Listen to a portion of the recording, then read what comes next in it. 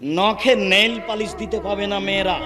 নখে nail polish দেওয়া ইহুদি খ্রিস্টানদের পতিতালয়ের মেয়েদের বৈশিষ্ট্য। নখে নেইল পালিশ দেওয়া কার বৈশিষ্ট্য? ইহুদি খ্রিস্টানদের পতিতালয়ের মেয়েদের বৈশিষ্ট্য নখে নেইল পালিশ দেওয়া। মহিলারা হাতে মেহেদি দিবে, হাতের নখে তো দিবেই, পায়ের নখে দিতে হবে। মহিলারা হাতের নখে এবং পায়ের নখে মেহেদি দিতে বাধ্য, দিতেই হবে। একজন মহিলা আল্লাহ রাসূলের কাছে একটা পত্র দিয়েছিল। আল্লাহ রাসূল পত্রটা নেওয়ার পরে বলছেন, কি ব্যাপার, এই হাতটা পুরুষের না মহিলার?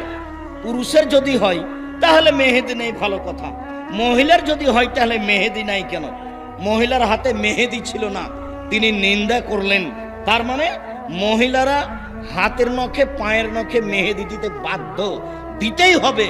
মহিলারা এমন কিছু মুখে হাতে লাগাবে যা দেখতে পাওয়া যায়, গন্ধ পাওয়া যায় না, যা দেখতে পাওয়া যায়, গন্ধ পাওয়া যায় না।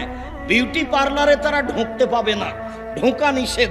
ওখানে ভুরু তুলে চিকন করা হারাম, ওখানে দাঁত ছিলে চিকন করা হারাম।